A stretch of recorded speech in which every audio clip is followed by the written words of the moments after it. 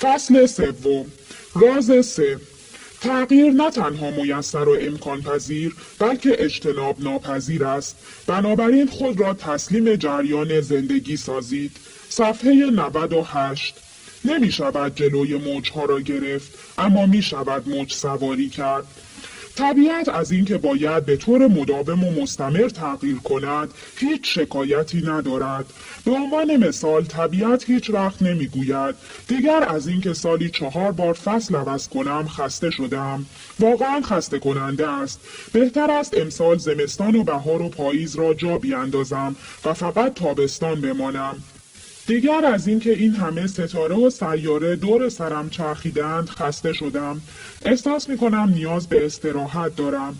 1-2 هفته باید دست از چرخش بردارم و بایستم. طبیعت هرگز چنین نمیگوید، بلکه مدام در چرخه اعجازگونه از تغییراتی پی در پی به جلو می رود و ادامه می دهد. این در حالی است که ما انسانها واکنشی کاملا متفاوت نشان می دهیم. بدین معنی که از تغییر خوشمان نمی آید. برعکس هر کاری از دستمان برمی آید می کنیم تا همان جایی که هستیم بمانیم و هر راه تازه‌ای پیش پایمان بگذارند در مقابل آن مقاومت می کنیم. یکی از داستان‌های مورد علاقه من درباره رشد و تغییر که بسیار پندآموز است به قرار زیر است. جیمی کوچولو 4 تا ماهی طلایی داشت که پدر و مادرش به عنوان هدیه تولد 6 سالگیش برای او خریده بودند. او هر شب قبل از اینکه بخوابد به آن ماهی‌های ظریف و زیبا و کوچولو که در آن کاسه بلورین و کوچک شنا می‌کردند نگاه می‌کرد. یک روز متوجه شد که آب داخل کاسه بلورین کمی کدر شده و لایه‌ای جدار داخلی کاسه را پوشانده است. مادر جیمی برای او توضیح داد که این کاملا طبیعی است و باید آب ظرف را عوض کنند. جیمی می‌دانست که چطور باید آب ظرف را عوض کند. این را از دوستش هاوی یاد گرفته بود. هاوی همیشه وان حمامشان را از آب خنک پر می‌کرد و سپس ظرف ماهی را داخل وان حمام خالی می‌کرد. سپس 15 دقیقه می‌نشست تا ظرف تمیز و براق شود. همین که جیمی خم شد تا ماهی‌ها را به ظرفشان برگرداند منظره عجیبی دید. گرچه وان حمام خیلی بزرگ بود و بیش از 1 متر عرض و حدود 1.5 متر طول داشت، ماهی‌ها همچنان یک گوشه وان در یک دایره کوچک دور خودشان میچرخیدند. جیمی مادرش را صدا زد و گفت: مامان، بیا این ماهی‌ها را نگاه کن. مادر جیمی سراسیمه به حمام می آمد تا ببیند چه اتفاقی افتاده است. جیمی از مادرش پرسید: چرا ماهی‌ها با اینکه یک عالم جا دارند فقط یک گوشه شنا می‌کنند؟ مادر جیمی به پسرش لبخند زد و گفت: چون نمی‌دانند داخل وان حمام هستند. آنها خیال می‌کنند هنوز توی همان تنگ قبلی هستند، همان جایی که همیشه بودند. خیلی از اوقات ما در زندگیمان تفاوت زیادی با ماهی‌های طلایی جیمی نداریم. حتی موقعی که به ما فرصت رشد می‌دهند تصمیم می‌گیریم سر جایمان بمانیم و در دوایر کوچکی دور سر خودمان شنا کنیم. بسیاری از اوقات آشنا را به ناآشنا ترجیح می‌دهیم و کهنه را به نو ارجح می‌دانیم. چنان به ماندن در منطقه امن خودمان عادت می‌کنیم و در برابر دل به دریا زدن و جاری شدن در جریان تغییر مقاومت می‌کنیم و از روبرو شدن با ناشناخته‌ها سر باز می‌زنیم که زندگی ما را مجبور می‌کند تغییر کنیم. درست به مانند آن ماهی‌های طلایی با لجبازی تمام سعی می‌کنیم به موقعیت‌های قبلی خودمان بچسبیم و با تغییرات و تحولاتی که مقابل دیدگانمان در شرف وقوع است بجنگیم. چگونه است که بسیاری از ما در مقابل تغییر مقاومت می‌کنیم؟ چرا هرچه از دستمان برمی‌آید می‌کنیم تا اطمینان، قطعیت و امنیت داشته باشیم و مهار اوضاع را در اختیار بگیریم؟ ما انسان‌ها دوست داریم همه چیز در زندگیمان شسته رفته و قابل پیش‌بینی باشد. ما اینطور فکر می‌کنیم: اول یک شغل خوب پیدا می‌کنم، بعد بچه دار می‌شوم و بعد از آن هم یک خانه خوشگل می‌خرم. وقتی همه چیز سر جایش بود زندگی عالی می‌شود و تلاش می‌کنم اوضاع را همینطوری که هست حفظ کنم تا بمیرم. سراسر زندگیمان قابل پیشبینی و یک نواخت شده و این قابل پیشبینی بودن و تکرار کسالت بار را خیلی دو دستی چسبیده ایم. در دل میگوییم تعطیلات را اینطوری جشن میگیرند، برای مرخصی این کار را میکنند، فلانجا شام میخورند. درست این است، باید و نباید همین است. سر سوزنی شگفتی و هیجان و غافلگیری هم نمیخواهم. میخواهم همه چیز همینطور آرام و خوب باشد. تا به حال شده یکی از عبارات را از زبان کسی شنیده باشید یا خودتان آنها را به کار برده باشید؟ دوست ندارم برای خودم درد سر بخرم. همه چیز همینطوری خیلی خوب است. سری را که درد نمی کند دستمال نمی بندند. همیشه همینطوری زندگی کرده ایم. فلسفه عبارات فوق این است که همیشه از تغییر و رشد برحذر باشیم، آن هم به هر قیمت. بر سراسر زندگی آهسته می رویم و آهسته می آییم تا بمیریم. از اینکه دل به دریا بزنیم می ترسیم. دوست نداریم در هیچ چیز دقیق شویم و از جزئیات چیزی سر در بیاوریم، چه رسد به اینکه بخواهیم تغییر کنیم. آیا شما می ترسید از منطقه امن خود خارج شوید؟ آیا هر شب در جای مشخصی از رخت خوابتان می‌خوابید؟ گمان می‌کنم که همینطور است. تصور کنید یک شب وارد اتاق خوابتان می‌شوید و می‌بینید همسرتان جای شما خوابیده است. به او چه می‌گویید؟ بلافاصله اعتراض می‌کنید که چرا سر جای من خوابیده‌ای؟ اگر همسرتان به شما بگوید که از امشب تصمیم گرفته این طرف رخت خواب بخوابد، احتمالاً به او می‌گویید اما آنجا جای من است، به غیر از آنجا جای دیگری خوابم نمیبرد. آیا تا به حال از خود پرسیده اید چرا باید همیشه سر جای خودتان بخوابید؟ مگر طرف دیگر تخت خواب چه ایرادی دارد؟ دلیل اینکه باید همیشه سر جای همیشگیتان بخوابید این است که آن منطقه امن شما را تشکیل میدهد و خارج شدن از منطقه امن حتی اگر نیم متر باشد شما را ناراحت و معذب میکند. اما تعریف منطقه امن چیست؟ به زبان ساده منطقه امن همان جایی است که آنجا بوده اید و به آن عادت دارید، همان دایره کوچکی که ماهی‌ها در آن شنا می‌کردند. خانه‌تان ترکیبی از موقعیت‌ها و شرایط و مقتضیاتی که بر اساس بایدها و نبایدهایی که در فصل قبل راجع به آنها خواندید برای خودتان ترتیب داده اید.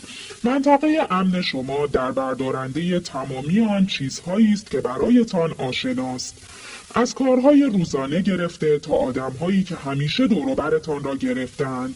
منطقه امن شامل عادات روحی و احساسیتان هم می شود.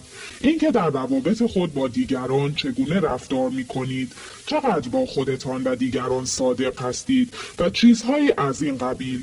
احتمالاً کشش شدیدی نسبت به منطقه امن خود حتی در کوچکترین وقایع و امور روزمره زندگی احساس می کنید. چنانچه بفهمید کسی خودرو خود را در جایی که شما همیشه خودرویتان را پارک می کرده اید گذاشته، ناراحت می شوید و دوست ندارید خودرویتان را جای دیگری پارک کنید. اگر کسی بیاید و میز کارتان را طوری مرتب کند که با سبک چیدمان شما متفاوت باشد ناراحت می شوید. دوست دارید همیشه در اتوبوس جای همیشگیتان بنشینید.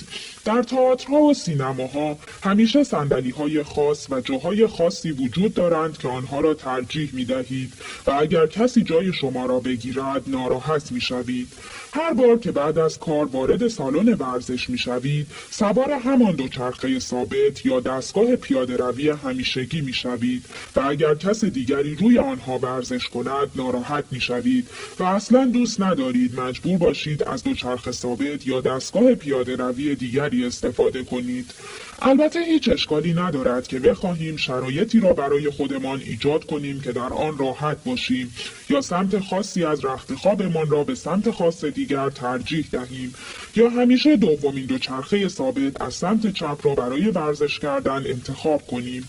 مشکل این است که در مواقعی که تغییر اجتناب ناپذیر شده باز هم بر همان عادات همیشگیمان اصرار بورزیم و در مقابل تغییر مقاومت کنیم، آن هم هنگامی که هیچ کاری از دستمان ساخته نیست و هیچ تسلطی بر روند وقایع پیش آمده نداریم.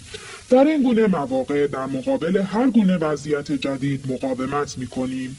واکنش ما در این گونه مواقع چنین است: همه چیز خیلی خوب پیش میرفت. چرا یک دفعه این اتفاق افتاد؟ روابط من خیلی خوب بود. با هم خیلی خوب کنار می آمدیم. ببین چه کار کردی؟ حالا دعوامون شده و تمام عصرمان را خراب کردی. گزارش فروش را خیلی خوب تهیه کردی. اما چرا یک دفعه همه چیز را عوض کردی؟ این فرم‌های جدید اصلاً خوب نیستند. چه دردسری؟ چرا تمام قفسه های سوپرمارکت را یک دور دیگر چیده اند؟ تازه جای چیزها را یاد گرفته بودم. الان دیگر نمیتوانم هیچ چیز را پیدا کنم. همیشه برای تعطیلات با پسرخاله ها و دخترخاله هایم میرفتیم کنار دریاچه. چرا این دفعه میخواهی جای دیگری بروی؟ راحت‌تر نیست آدم همیشه برود همان جای همیشگی؟ من همیشه خیلی سالم و سلامت بودم. نمیفهمم چرا دکتر به من گفته فشار خونم بالاست و باید رژیم غذاییم را تغییر بدهم. من قبلا هیچ مشکلی نداشتم. چرا بدنم دارد با من اینطوری میکند؟ این گفته ها و جملات بیانگر منش و مرام بسیاری از ما در مواجهه با تغییر است و هنگامی که شرایط تغییر کند ما با ناراحتی مقاومت میکنیم و حتی خشم و انزجار نشان میدهیم. صفحه 106. طبیعی است که هرچه تغییری که با آن مواجه می‌شویم بنیادی تر باشد و اهمیتش نیز بیشتر باشد، ناراحت تر می‌شویم. چرا؟ چون احساس می‌کنیم در تسلط یافتن در زندگیمان شکست خورده ایم و به نوعی بازنده شده ایم و نتوانسته ایم ثبات، استمرار و مداومت را حفظ کنیم و نیرویی از بیرون ما را شکست داده و برنده شده است. تا به حال از خود پرسیده اید که برای ماندن در منطقه امن و سرباز زدن از تغییر چقدر انرژی مصرف می کنید؟ شاید نمی خواهید اعتراف کنید مقدار این انرژی واقعاً بسیار زیاد است. اما نتیجه برای همه ما یکسان است. هنگامی که سعی می‌کنیم همه چیز ثابت و یک نواخت مثل همیشه بماند، به موقعیت‌ها و کسانی در پیرامون خود چنگ می‌اندازیم که در واقع اصلاً برایمان مناسب نیستند و امکانات موجود برای رشد و تحول و تغییر را که برای ما لازم هستند نادیده می‌گیریم. هنگامی که از رشد و تغییر شخصی باز می‌ایستیم، پیشرفت و خوشحالی خودمان را فدا می‌کنیم و صلب و لجباز و انعطاف ناپذیر می‌شویم. و البته جای تعجب نیست که چرا طعم عشق و شور و حال را نمی‌چشیم و روابطمان کسل کننده و زندگیمان بی‌معنا و مفهوم و پوچ به نظر می‌رسد. در این گونه مواقع هرگز از خودمان نمی‌پرسیم شاید دلیل تمامی این مشکلات این باشد که ما سخت به اوضاع چسبیده ایم و می‌خواهیم اوضاع را ایستا نگه داریم و زندگی را از حرکت باز داریم. راز سومی که درباره زندگی وجود دارد این است. راز 3. تغییر نه تنها میسر و امکان پذیر بلکه اجتناب ناپذیر است. بنابراین خود را تسلیم جریان زندگی سازید. آیا تا به حال یکی از فیلم‌های احمقانه و تخیلی دهه‌های 50 و 60 میلادی را دیده اید که در آن موجوداتی از فضا به زمین حمله می‌کنند؟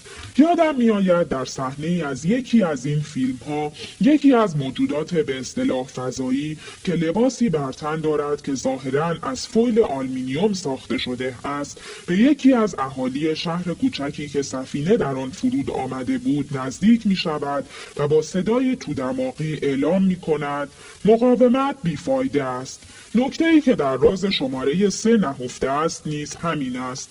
هنگامی که در مقابل تغییر مقاومت می‌کنیم، در واقع در برابر جریان و حرکت طبیعی زندگی به سمت رشد و انبساط و بزرگتر شدن و بسط یافتن مقاومت کرده ایم. هنگامی که در مقابل تغییر مقاومت می‌کنیم، زندگی را متوقف می‌کنیم و هیچ چیز غیر طبیعی تر از این نیست. این کار مثل این است که سعی کنید مانع جریان رودخانه شوید و اقیانوس را از هر گونه تموج باز دارید یا نفس کشیدن خودتان را متوقف کنید. این همان مرگ است. مرگ در واقع حالتی است که در آن هیچ چیز در شما و زندگیتان تغییر نمی کند. تلاش برای ثابت نگه داشتن زندگی و جلوگیری از تغییرات انتخابی در جهت مرگ است، نه زندگی. مقاومت بیهوده است، چرا که تغییر اجتناب ناپذیر است. چه بخواهیم و چه نخواهیم تغییر خواهیم کرد، چه با آن همکاری بکنیم و چه نکنیم. در واقع هرچه در مقابل تغییر از خودمان مقاومت بیشتری نشان دهیم، درد و رنج بیشتری را هم برای خودمان و هم برای دیگران می‌خریم. راز شماره 3 میگوید به جای اینکه سخت تلاش کنیم اوضاع را مثل همیشه ثابت نگه داریم، باید از مقاومت کردن و ایستادن در مقابل جریان زندگی دست بکشیم و بیاموزیم که چگونه خود را تسلیم جریان زندگی سازیم. زندگی این نیست که همه چیز را بر سر جای خود ثابت نگه دارید و بخواهید همه چیز را همانطوری که هست همیشه حفظ کنید. این زندگی نیست، بلکه سکون، جمود و مرگ است. تلاش برای ثابت نگه داشتن همه چیز و سرباز زدن از رویارویی با مشکلات اصلی ترین منبع درد و رنج است. احتمالاً اکنون که این بخش از کتاب را می‌خوانید در دل می‌گویید باربارا حق با توست. من چنین کسی را که در مقابل جریان زندگی مقاومت می‌کند می‌شناسم. البته این شخص خودم نیستم. من واقعاً طالب رشد هستم. به همین دلیل مدت هاست دارم سخت روی خودم کار می‌کنم. پرسشی که از شما دارم این است: شما گفتید که طالب رشد هستید، اما تغییر چطور؟ همان گونه که قبلا نیز دیدیم، رشد به شکلی تغییر را نیز به همراه دارد و تغییر چیزی است که حس ثبات و امنیت ما را به خطر می‌اندازد. بنابراین باید از شما پرسید آیا واقعاً از عدم ثبات و بی‌ثباتی نیز استقبال می‌کنید؟ آیا تغییر و حس از دست رفتن امنیت برایتان جذاب به نظر می‌آید؟ صادقانه بگویم که پاسخ من به این سوال حتما شبیه به پاسخ شما خواهد بود. البته که نه. داستانی پندآموز و حکمت آموز درباره زنی میانسال و محافظه‌کار که همیشه دوست داشت محتاطانه زندگی کند به یاد آوردم. آن زن که افسرده حال، مشوش و نگران بود و ازدواجش خالی از هر گونه شور و حرارتی بود، بعد از مقاومت‌های بسیار بالاخره تسلیم شد و تصمیم گرفت نزد مشاور و روانکاو برود. چند ماه اول رواندرمانی بسیار خوب پیش می‌رفت. زن سوالات زیادی در مورد مشکلات زندگیش می‌کرد و به گفته‌های رواندرمانگر خود به خوبی گوش می‌داد. تمامی کارها و تکالیفی را که رواندرمانگرش از او خواسته بود انجام می‌داد و کتاب‌های پیشنهادی را می‌خواند و در همایش‌های رشد و تغییر شخصی نیز شرکت می‌کرد. در یکی از جلسات هفتگی رواندرمانگر از زن پرسید از روزی که مشاوره و روانکاوی را شروع کرده چه تغییراتی کرده است. زن در حالی که گیج شده بود با لحنی حاکی از تعجب پرسید تغییرات؟ رواندرمانگر از او پرسید بله، چه تغییراتی در مرام و منش خود و نحوه برقراری ارتباط با شوهر و بچه‌هایتان احساس می‌کنید؟ زن گفت چه تغییراتی؟ من هیچ تغییری نکردم. رواندرمانگر نفس عمیقی کشید و سپس اینطور ادامه داد بسیار خوب خانم، چنانچه تا الان هیچ تغییری نکرده اید، چرا هر هفته به اینجا میایید؟ آن خانم با اعتماد به نفس تمام گفت برای اینکه من میخواهم روی خودم کار کنم و رشد کنم، اما هیچ وقت نگفتم میخواهم تغییر کنم. نظیر همین برخورد را در بسیاری از مراجعان خودم نیز میبینم. بسیاری از کسانی که به من مراجعه میکنند و ادعا میکنند که سخت طالب رشد شخصی هستند، عملاً در مقابل تغییر مقاومت نشان میدهند. هرگاه به آنان پیشنهاد میکنم چیزی را در خود یا زندگیشان تغییر دهند، معمولاً همان سوال همیشگی را میشنوم. شما از من میخواهید تغییر کنم، اما من هیچ وقت نگفتم که میخواهم تغییر کنم. گفتم میخواهم روی خودم کار کنم. معمولاً وقتی با چنین برخورد و رفتاری روبرو میشوم جا میخورم، اما با این حال مراجعانم را به خوبی درک میکنم. همه ما از رشد کردن خوشمان میآید، اما از اینکه باید به منظور رشد کردن تغییراتی بکنیم اصلاً خوشمان نمیآید. این همان چیزی است که من آن را رشد مشروط مینامم. ماهیت رشد مشروط این است: من مایلم رشد کنم و روی خودم کار کنم تا زمانی که مجبور نباشم چیز مهمی را در خودم یا زندگیم تغییر دهم. من مایلم رشد کنم و روی خودم کار کنم تا زمانی که از منطقه امن خودم خارج نشوم. من مایلم رشد کنم و روی خودم کار کنم تا زمانی که مجبور نباشم در مورد ازدواج و عادات شخصی خودم تجدید نظر و آنها را دوباره ارزیابی کنم. هنگامی که ناخودآگاه چنان زندگی می کنیم که فقط به طرزی مشروط رشد کنیم، خود را از بسیاری از فرصتها و موهبت‌های موجود در برای پشت سر نهادن ترس محروم ساخته ایم. ما از اینکه به بالهای خود اعتماد کنیم می ترسیم. ما آنها را می آراییم و تمیز می کنیم، اما جرأت نمی کنیم وزن خود را روی آنها بیاندازیم. گویی برای پرواز بر پاهایمان تکیه می کنیم تا بر بالهایمان. چارلز بی نیوکام. تصور کنید لبه صخره ایستاده اید. مقابل شما صخره دیگری قرار دارد. صخره‌ای که دوست دارید بیشتر روی آن باشید. می‌دانید که نمی‌خواهید روی صخره‌ای که ایستاده اید بمانید.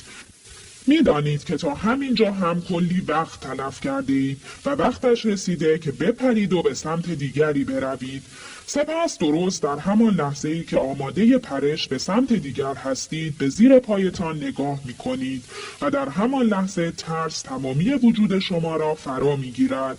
ترس از سقوط، ترس از نرسیدن به طرف مقابل، ترس از اینکه مبادا هنگامی که به صخره دیگر برسید دیگر نظرتان عوض شده باشد و ببینید آنجا جایی نیست که می‌خواستید باشید. ترس از اینکه راه برگشتی نداشته باشید. ترس از اینکه پایتان بلغزد.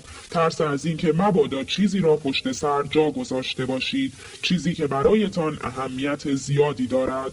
قلبتان از رویاهایتان با شما زمزمه می کند و به شما یادآوری می کند که چقدر آنچه روی آن صخره قرار دارد برایتان مهم و خواستنی است. ندای درونتان به شما می گوید چنانچه به آنجا نرسی دیگر هرگز خوشحال نخواهی بود. تا همین الان هم کلی وقت تلف کرده ای و می بایست زودتر آنجا می بودی. شاهدید که دیگران یکی پس از دیگری میپرند و در طرف دیگر صخره فرود میآیند و از آن طرف فریاد میزنند که شما هم همان کاری را بکنید که آنان کردند، اما همان جایی که بودید میمانید، فلج شده اید و میترسید بپرید. ما در بسیاری از مقاطع زندگیمان روی همین صخره‌های نمادین زندگیمان ایستاده ایم، در حالی که نیاز داریم بپریم و روی صخره دیگر فرود بیاییم. صخره اول نماینده جایی است که هستیم و وضعیتی است که داشته ایم، وضعیتی که دیگر باید تغییر کند، شغلی که میدانیم باید از آن دست بکشیم، روابطی که با شکست مواجه شده و وقت آن رسیده که به آنها پایان دهیم، عادات و اعتیاداتی که میدانیم وقت ترک کردنشان رسیده است و صخره دوم نماینده چیزی است که میخواهیم باشیم. موفقیت‌ها و دستاوردها، رویاهایی که روزی در سر میپروراندیم، شغلی که همیشه در پیش بوده ایم، روابطی که همیشه آرزوی آنها را داشتیم، کارهایی که انجام دادنشان شهامت فراوان میخواست. هر بار که در زندگیتان با یکی از این صخره‌ها روبرو میشوید، این فرصت به شما داده شده است که رشد کنید و از آنچه دیروز بوده اید بهتر شوید. اما به منظور تغییر باید بپرید، باید تغییر را لمس کنید و این همان جایی است که اغلب ما متوقف میشویم و جا میزنیم. تمامی رشدها و موفقیت‌ها و دستاوردها به نوعی مستلزم دل به دریا زدن و پریدن از یک صخره به صخره دیگر و ترک منطقه امن و پریدن به سوی ناشناخته، حتی به طور موقت است. هر بار خطر تغییر از آنکه و آنچه را بودیم به جان می‌خریم، به حیطه ناشناخته گام می‌گذاریم. البته در اینجا هرگز از تغییرات بزرگ صحبت نمی‌کنم. تغییراتی نظیر پایان دادن به یک رابطه و راه اندازی کسب و کاری شخصی. برای شما ممکن است یک چیز کوچک اما در عین حال چالش برانگیز باشد. مثلا ممکن است تاکنون هیچ یک از خواسته ها و نیازهایتان را با همسرتان در میان نمیگذاشتید و میخواهید تغییر کنید و از این به بعد احساسات و نیازهای خود را بر زبان آورید.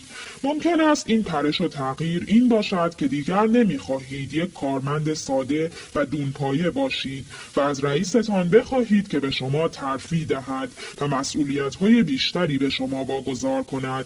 ممکن است از اینکه خجالتی و درونگرا هستید خسته شده باشید و بخواهید دوستان بیشتری پیدا کنید. ممکن است بخواهید که سبک آرایش موهایتان را تغییر دهید، سبکی که از دوران دبیرستان تا کنون هیچ وقت تغییرش نداده اید. کاملا طبیعی است که وقتی درباره تغییر و پرش فکر می کنید، ترس برتان می دارد. تغییر ترسناک است. صخره اول همان منطقه امن شماست. ممکن است در آنجا دیگر خوشحال نباشید و مثلا در یک شغل اعصاب خورد کن گیر افتاده باشید یا از روابط ناسالم در رنج باشید، اما اینها همگی برای شما آشنا هستند و منطقه امن شما را تعریف می کنند. ندای درون شما به شما هشدار می دهد: نپر، دیوانگی نکن، ممکن است صدمه ببینی، کسی چه می داند چه اتفاقی خواهد افتاد، چرا باید دل به دریا بزنی، دست کم به زیر و بمهای جایی که الان هستی آشنایی. مقاومت در مقابل تغییر یکی از رایج‌ترین و مهلک‌ترین روش‌هایی است که با آن رشد خود را به تعویق می‌اندازیم. تغییر از ضروریات رشد محسوب می‌شود. هرگز نمی‌توانید بیان که تغییر کنید رشد کنید. در فصل گذشته گفتیم راز شماره 2 می‌گوید هدف زندگانی آن است که تمامی توانایی‌های بالقوه خود در مقام انسان را شکوفا و بهترین خویشتن خویش و نیز بیشترین رشد و شکوفایی را از خود ظاهر سازید. منطق راز شماره 3 در واقع همان ادامه راز شماره 2 است. راز شماره 3 میگوید دینامیسم رشد همان تغییر و فرایند تغییر است. به زبان ساده، اگر رشد جاده‌ای باشد که می‌خواهید در آن به حرکت در بیایید، تغییر وسیله نقلیه‌ای است که باید سوار آن شوید تا شما را از اینجا به آنجا ببرد. اینکه این راه همیشه هموار نیست، دلیل نمی‌شود که از وسیله نقلیه بیرون بپرید. چه بخواهید چه نخواهید، تغییر در راه است. زنده بودن، انسان بودن و تمام و کمال بیدار بودن آن است که به طور مستمر و مداوم آشیانه و منطقه امن خود را ترک گویید. گاهی با اینکه می‌دانیم باید بپریم و تغییر کنیم، این کار را نمی‌کنیم. لب همان صخره همیشگی می ایستیم و راجع به تغییراتی که باید بکنیم فکر می کنیم. از شهامت‌هایی که باید به خرج دهیم و از کارهایی که باید بکنیم حرف می زنیم، اما قدم از قدم بر نمی داریم. هرچه بیشتر تعلل می کنیم، احساس ناراحتی بیشتری می کنیم و تصمیم گیری برای پریدن سخت‌تر می شود. سپس روزی فرا می رسد که وقایع و اتفاقاتی که خارج از اراده شما هستند مدام بر سر شما نازل می شوند و زندگیتان را زیر و رو می کنند. شاید مدتها از اینکه با نامزد یا همسرتان قطع رابطه کنید سر باز میزنید و این دفعه او با شما به هم میزند. شاید مدتها میخواستید جرأت و شهامت این را به خودتان بدهید که از شغلی که برایتان مناسب نیست استعفا کنید و مدام این کار را به تعویق میانداختید و این بار رئیستان شما را اخراج میکند. شاید مدتها بوده که میخواستید بیشتر استراحت کنید و از خودتان بیشتر مراقبت و مواظبت کنید و مراقب سلامتی خودتان باشید، اما این کار را پشت گوش میانداختید تا بالاخره یک روز مریض میشوید. چه خوشتان بیاید و چه خوشتان نیاید، چه بخواهید و چه نخواهید، مجبور میشوید که بالاخره تغییراتی را که مدتها بود در مقابلشان مقاومت میکردید به جان بخرید. گویی ماهیت انقلابی و دگرگونساز طبیعت چنین دیکته میکند که همه چیز باید به طور مستمر رشد و تغییر کند تا بتواند زنده بماند. به یک باره میبینید که لبه صخره‌تان ایستاده اید و جرأت پریدن ندارید و طبیعت در دل میگوید مثل اینکه زیادی داری طولش میدهی، اگر به خودت باشد حالاها نمیپری، گویا به کمک احتیاج داری و یک چکمه نامرئی به شما اردنگی میزند و شما را از صخره پرت میکند تا شما هر جور شده خودتان را به آن آن طرف برسانید. دیگر انتظار به پایان رسیده است و به هیچ ترتیبی نمیتوانید پرش را به تعویق بیاندازید. به ناگهان چه خوشتان بیاید و چه خوشتان نیاید، خودتان را میبینید که وسط زمین و آسمان معلق هستید و منطقه امن خود را ترک گفته اید و به سوی ناشناخته در حال پرواز هستید. مطمئنم با این چکمه نامرئی آشنایی دارید. اگر بخواهم صادق باشم باید بگویم خودم هم کلی از این اردنگی ها خوردم. اردنگی هایی که مرا از صخره‌ای پرت کردند و باعث شدند به تغییراتی که از آنها می ترسیدم تن بدهم. آنچه باید درک کنیم این است که تنها فایده این اردنگی ها برای ما این است که در راستای جهش و پرش به سوی تغییر به ما کمک می کنند. برای رشد و تغییر در زندگی دو راه بیشتر وجود ندارد. 1. رشد و تغییر را خودمان انتخاب کنیم. 2. مجبور شویم تغییر کنیم. رازهای شماره 2 و 3 به ما میگویند که هدف زندگانی رشد است و تغییر نیز اجتناب ناپذیر. اگر رشد و تغییر را خودتان انتخاب نکنید، آنگاه چیز دیگری باید به شما کمک کند تا تغییر کنید. حال می‌خواهید اسم آن را خدا بگذارید یا هوش برتر یا نیروی متعالی. آنچه درک آن حائز کمال اهمیت است این است که حق انتخاب دیگری ندارید، بدین معنی که هرگز نمیتوانید رشد و تغییر نکنید. رشد نکردن به اختیار شما نیست. شما تغییر خواهید کرد، چرا که هدف از زندگی و بودن شما در این کره خاکی تغییر است. سوالی که در اینجا مطرح می شود این است که چگونه؟ آیا با رضایت و به میل خودتان تغییر خواهید کرد یا اینکه برخلاف میل خودتان به زور وادار به تغییر کردن خواهید شد و تمامی راه را به نق زدن و گله و شکایت کردن خواهید پرداخت؟ درست هنگامی که مشغول نگاشتن این بخش از کتاب بودم، یکی از دوستانی که برایم بسیار عزیز است به من تلفن زد. این زن به مدت چندین سال در رابطه‌ای بسیار ناسالم و ناشاد و شلکن سفتگون با مردی که به طرق مختلف با او بدرفتاری می‌کرد قرار داشت. من و آن دسته از دوستانش که مدام می‌دیدیم سلامتی، خوشحالی و رضایت و خوشبختی او در زندگی روز به روز رنگ می‌بازد، آن هم به واسطه رابطه‌ای تحقیرآمیز و ویرانگر با آن مرد ناراحت می‌شدیم. مدام از او می‌شنیدیم که چقدر حالش بد است و سپس از او می‌خواستیم به روابط خود با این مرد پایان دهد. علی‌رغم اینکه او بسیار باهوش بود، نمی‌توانست به حرف هیچ یک از ما و حتی ندای درونی خود گوش دهد. هنگامی که صدایش را پای تلفن شنیدم، بلافاصله فهمیدم می‌خواهد چه بگوید. با صدای لرزان گفت: باربارا، او مرا ترک کرد، به همین سادگی. حتی گفت دیگر به او زنگ نزنم. زنگ زدم که بگویم شماها درست میگفتید و من غلط. مدتی با او حرف زدم و سعی کردم با او مهربان باشم و به او دلگرمی بدهم، اما در دل میگفتم باید شکرگزار باشی که بالاخره خداوند اردنگی را که بهش احتیاج داشتی به تو زد. دوستم خودش هرگز جرأت این را پیدا نمی‌کرد که دل به دریا بزند و به آن رابطه مخرب و ویرانگر پایان دهد. بنابراین نیروی بزرگتر از او تصمیم گرفت اوضاع را در دست بگیرد و این مرد را از زندگی او بیرون ببرد. البته من هم از اینکه او ناراحت و غمگین بود غمگین شدم، اما از درون واقعا برای او احساس خوشحالی می‌کردم. خوشحال بودم که دیگر آن رابطه ناسالم و مخرب پایان یافته و او بالاخره به نحوی از آن صخره کهنه و پوسیده پریده. اما هنوز خیلی مانده بود تا بفهمد چرا این همه مدت درگیر این رابطه احمقانه و ناسالم مانده بود. اما آنچه خوشحال کننده بود این بود که دست کم مجبور شده بود این رابطه ناسالم را رها کند. عمیقاً باور دارم که این زن به گذشته خود نگاه خواهد کرد و از اینکه کسی او را به جلو هل داده و کمک کرده بود بپرد و آن رابطه ناسالم را ترک کند خداوند را شکر خواهد گفت. گویی جهان هستی بیشتر متعهد خوشحالی و خوشبختی و رشد شخصی او بود تا خودش. به همین دلیل لطفی را که هیچ وقت خودش حاضر نشده بود در حق خودش بکند، دنیا در حقش کرد.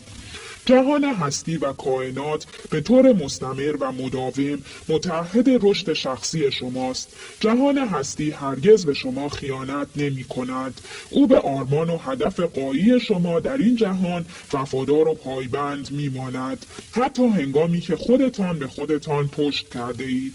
نکته بسیار زیبا و تکان دهنده و در عین حال اطمینان بخش این است که حتی هنگامی که خودتان در مقابل تغییرات مثبت و مفید و حمایتگری که سرنوشت برایتان در نظر دارد مقاومت می کنید و به صخره قدیمی خودتان می چسبید، نیروی خیرخواه و خیراندیش و مثبت همواره در مأموریت خودش برای هدایت و راهنمایی شما ثابت قدم و پایبند می ماند تا رشد و خوشحالی و خوشبختی و آزادی بیشتری را برای شما به ارمغان آورد و شما بتوانید پرواز کردن را بیاموزید.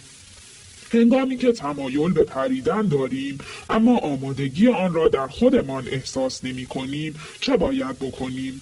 با اینکه می دانیم اردنگی هایی که از پشت می خوریم برامان خوب است و به صلاحمان است، ما همچنان دوست داریم با میل و اراده خودمان بپریم و تغییر کنیم. ولی هنگامی که به جهش و پریدن تمایل داریم، آمادگی آن را در خودمان احساس نمی کنیم. در مواقعی که مدت هاست می خواهیم کاری در زندگیمان بکنیم یا تغییری در زندگیمان ایجاد کنیم اما گیر افتاده ایم و نمی توانیم دست از مقاومت برداریم، از چه چیزی می توانیم کمک بگیریم؟ چنانچه این سوال برای شما مطرح است، مطالعه این بخش از کتاب به شما هم کمک خواهد کرد. ما انسان ها معمولاً به 4 دلیل عمده و رایج در مقابل تغییر مقاومت می کنیم. این 4 اشتباه عمده تفکراتی اشتباه درباره رشد و تغییر هستند که پس از ذکر هر یک از آنها واقعیت نهفته در پس آنها را نیز توضیح خواهم داد. دلیل 1: اینکه میترسم به این معناست که آمادگی رشد و تغییر را ندارم. میخواهم از شغلم استعفا کنم. واقعا دوست دارم این کار را بکنم و به زودی هم این کار را خواهم کرد، اما هنوز آمادگی آن را ندارم. هر وقت که یادم میافتد که باید این کار را بکنم، معذب و ناراحت میشوم. وقتی زمان آن برسد خودم میفهمم، چون که تغییر دادن شغل تصمیم یا کار سختی نیست. میدانم باید حتما از نامزد یا همسرم جدا شوم. او هیچ وقت دست از میخارگی بر نمی دارد و این اعتیاد او واقعا مرا درمانده کرده، اما هنوز آمادگی این کار را ندارم. فکر بیوه شدن و تنهایی مرا می ترساند. علاوه بر این بچه‌ها به این دلیل که زندگیشان را خراب کردم از من متنفر خواهند بود. اشتباه. ما ترس خود از جهش و تغییر را به اشتباه به معنی عدم آمادگی تعریف می کنیم. ترس همیشه به این معنا نیست که شما آماده نیستید. ترس فقط به این معناست که شما انسانی هستید که از آنچه برایش ناآشناست واهمه دارد. واقعیت: اگر بخواهید آنقدر صبر کنید تا ترستان بریزد و بعد تغییر کنید، احتمالاً باید تا ابد صبر کنید. دلیل 2: قبل از اینکه دست به اقدام جدیدی بزنم، باید اعتماد به نفس بیشتری کسب کنم. واقعا خیلی دوست دارم کسب و کاری راه اندازی کنم، اما هنوز احساس اعتماد به نفس کافی را ندارم. اگر وقت بیشتری به خودم بدهم، اعتماد به نفس بیشتری به دست میآورم و جرأت و شهامت بیشتری را برای این کار پیدا می کنم. میدانم که دیگر نباید با نامزدم رابطه داشته باشم، چرا که رابطه ما ماه‌هاست تیره شده، اما هنوز اعتماد به نفس ندارم و گمان میکنم که اگر او را ترک کنم دیگر نمیتوانم کسی را پیدا کنم. اگر به خودم فرصت بیشتری بدهم، ترسم میریزد و احساس بهتری پیدا میکنم. اشتباه. ما فقدان یا کمبود اعتماد به نفس لازم برای انجام تغییرات را به غلط نشانه این میپنداریم که هنوز آمادگی تغییر را نداریم. عدم اعتماد به نفس از این حقیقت ناشی می شود که شما پا به قلمروی جدید و ناشناخته میگذارید. واقعیت: تا دست به کاری نزنید و اقدامی صورت ندهید، هرگز اعتماد به نفس لازم را پیدا نخواهید کرد. دلیل 3: هنوز زمان مناسب برای این کار فرا نرسیده. میدانم باید با شوهرم راجع به مشکلاتمان صحبت کنم، اما این را هم میدانم که هنوز زمان مناسب فرا نرسیده. سرماخوردگی بچه‌ها تازه خوب شده و تازه مادر شوهرم هم قرار است هفته آینده به دیدن ما بیاید. همین روزها این کار را میکنم، اما الان نه. دوست دارم بالاخره آن رمانی را که رویای آن را در سر میپروراندم بنویسم، اما هنوز وقت نویسندگی فرا نرسیده. بازار کتاب پر از رمان‌هایی با عناوین مشابه است. باید چند سال دیگر صبر کنم تا تقاضا برای اینجور رمان‌ها بالا برود. اشتباه. ما با این بهانه که هنوز وقتش نشده است، ترس خود را از رشد و تغییر پنهان می کنیم، در حالی که از تغییر می ترسیم. تغییر کردن همیشه ما را مجبور می کند که از منطقه امن بیرون بیاییم و به همین دلیل احساس می کنیم زمان مناسب برای دل به دریا زدن فرا نرسیده است. اصولاً گمان می کنیم هیچ وقتش نیست. واقعیت: تنها هنگامی که جرأت و شهامت رشد و تغییر را پیدا کنید و از مزایا و پیامدهای مثبت آن بهره‌مند شوید، احساس می کنید وقتش فرا رسیده است، زیرا تنها بعد از اقدام کردن است که ترس شما از بین می رود. دلیل 4: زیاد مطمئن نیستم که میخواهم این کار را بکنم. میدانم که همیشه میخواستم یک مغازه لباس فروشی باز کنم، اما این اواخر فهمیدم که گویا چندان هم راغب نیستم. شاید فقط به دلیل موفقیت دوستم در این کار بوده که هیجان زده شده بودم. گمانم این کار آنقدرها هم برای من مناسب نیست. شاید بهتر باشد به همین شغلی که دارم بچسبم. میدانم که مدت هاست میگویم باید از شوهرم جدا شوم، چون ما هیچ وجه اشتراکی نداریم. سال هاست که با هم عشق ورزی نکرده ایم و روابط جنسی میان ما کاملا از بین رفته. شاید دلیلش این است که من کمی غیر واقع‌بین و پرتوقع شدم. همه ازدواج ها همینطوری است. اوضاع آنقدرها هم که من خیال میکنم بد نیست. اصلا مگر روابط جنسی چقدر اهمیت دارد؟ شاید اصلا اینطوری راحت تر باشم. اشتباه. هنگامی که از تغییر کردن میترسیم، خودمان را فریب میدهیم و به خودمان میگوییم که اصلا دوست نداریم این کار را بکنیم. واقعیت: تا زمانی که ندانید سمت و سوی جدیدی که انتخاب کرده اید عملا شما را به کجا میبرد، نخواهید توانست از درستی آن اطمینان حاصل کنید و همواره دچار شک و تردید خواهید بود. مطمئن هستم که بسیاری از این مثالها به نظرتان آشنا میرسد. برای خودم هم همینطور. خیال میکنید این مثالها را از کجا آوردم؟ سالهاست شاهد مقاومت خودم در مقابل تغییراتی بودم که میخواستم در زندگی ایجاد کنم. با توسل به همین عذر و بهانه‌های متنوع دیگر که ظاهراً خیلی هم منطقی به نظر می رسیدند، تا خودم را متقاعد کنم همان جایی که هستم یا به عبارتی در منطقه امن خودم بمانم. البته منظورم این نیست که باید از همین فردا دست به کار شوید و چشم بسته تمامی تغییراتی را که می‌خواستید در زندگیتان ایجاد کنید تحقق ببخشید. اما چنانچه مدام پایتان می‌لرزد و دچار تردید هستید و عذر و بهانه‌هایی که در مثال‌های قبل آوردم برایتان آشناست، می‌توانید از حقایق ارائه شده در پایان هر کدام از آن دلایل به عنوان راه خروجی مطمئن از هزار توی سردرگم کننده ترس استفاده کنید. قدرت تسلیم شدن و رها کردن. به جای اینکه مرتب بهانه بیاورید که زمین کج است، می توانید رقصیدن بیاموزید. توماس کرام. چگونه از مقاومت در مقابل تغییر دست برداریم؟ چگونه از باورهای گذشته خود دست بکشیم و خودمان را به جریان زندگی بسپاریم؟ باید دوست شدن با ناشناخته را بیاموزیم. آیا آنچه تغییر را خیلی ترسناک می کند همین نیست؟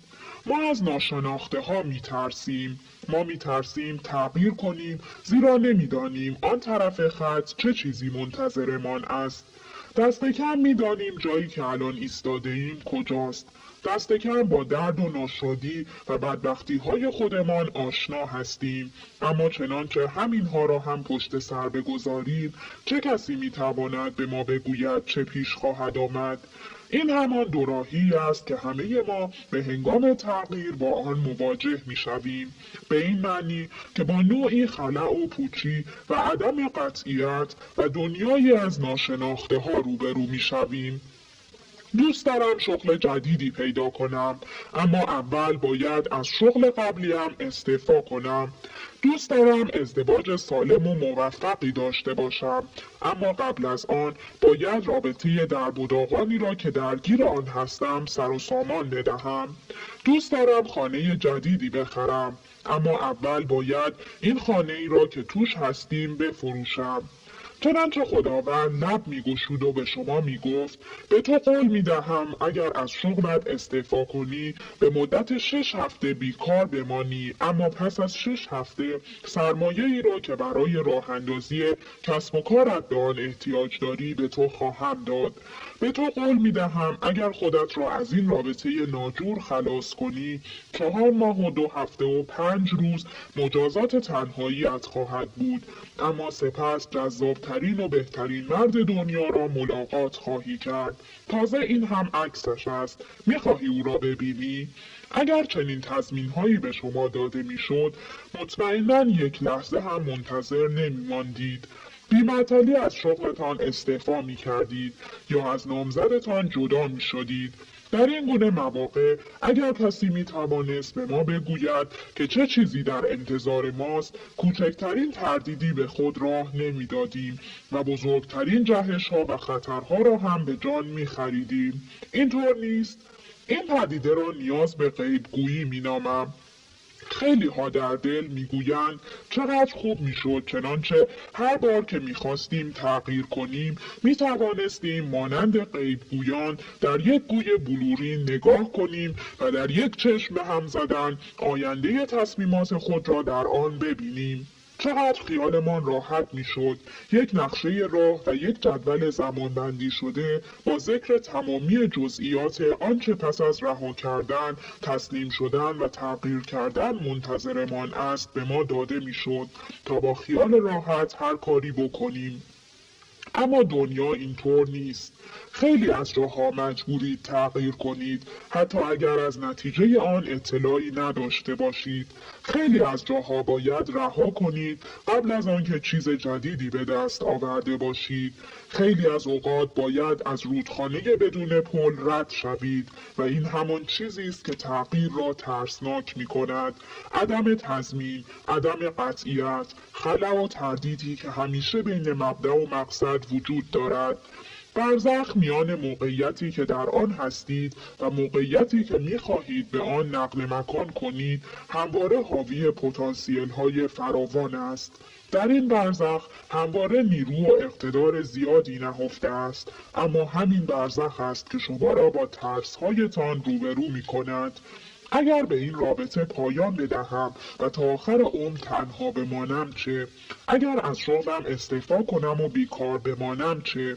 اگر خانه‌ام را بفروشم و دیگر جایی برای زندگی پیدا نکنم چه؟ اگر از دوستان قدیمیم که دیگر از معاشرت با آنان لذت نمیبرم ببرم و بعد هیچ دوستی پیدا نکنم چه؟ اگر چیزی را که به آن چسبیدم رها کنم و همین چیزی را هم که دارم از دست بدهم چه؟ اگر وارد این برزخ بشوم و تا ابد در آن گیر بیفتم و هیچ وقت نتوانم از آن خلاص شوم چه؟ ترس از گیر افتادن در برزخ میان آنچه بدان چسبیده ایم و آنچه امیدواریم اتفاق بیفتد بسیاری از ما آدمها را از اینکه چیزی را رها کنیم باز می‌دارد. قدرت رها کردن. فرض کنید برای کسی هدیه‌ای خریده اید، اما وقتی به او نزدیک می شوید تا هدیه را به او بدهید می بینید دستان او پر از جعبه‌های مختلف است. چه می کنید؟ بیشک به او نمی گویید بیا هدیه‌ات را گذاشتم روی زمین. حتی هدیه را در دستان او هم نمی گذارید، بلکه صبر می کنید تا دست او خالی شود و جعبه‌ها را زمین بگذارد. بعد هدیه‌اش را به او تقدیم می کنیم. جهان هستی نیز دقیقاً به همین صورت با ما رفتار می کند. دنیا هوشمند است و هیچ چیزی را هدر نمی دهد. دنیا هیچ وقت سعی نمی کند چیزی به شما بدهد، آن هم وقتی که دست شما پر است. وقتی زیاد از حد بار برداشته اید و در هر دستتان چند عدد هندوانه دارید، به بار شما چیزی اضافه نمی کند. منتظر می شود تا جایی باز شود و شما آمادگی دریافت چیزی تازه و نو را داشته باشید. سپس چیزی به دست شما می دهد. این بدان معناست که به منظور دریافت یک چیز جدید می بایست آن چیزی را که قبلا به آن چسبیده بودید رها کنید. آیا تا به حال بندبازان حرفه‌ای را در سیرک مشاهده کرده اید که چگونه از یک بند به بند دیگری جهش می کنند؟ آنان محکم به میله چسبیده‌اند و با حرکاتی زیبا و ظریف و در عین حال مقتدرانه از این بند به آن بند می پرند. همین که به بند دوم نزدیک می شوند، بند اول را رها می کنند و قبل از اینکه به بند دوم برسند و میله آن را بگیرند، مدتی را بین زمین و آسمان معلق می مانند، آن هم در حالی که دستشان به هیچ جا بند نیست. در همین هنگام نفس جمعیت حاضر در زیر پای آنان بند می آید.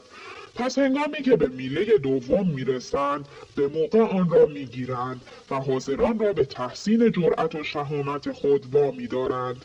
این نمونه کلاسیک و درشت نمایی شده به خوبی نیاز ما به رها کردن قبل از دریافت را به تصویر می کشد.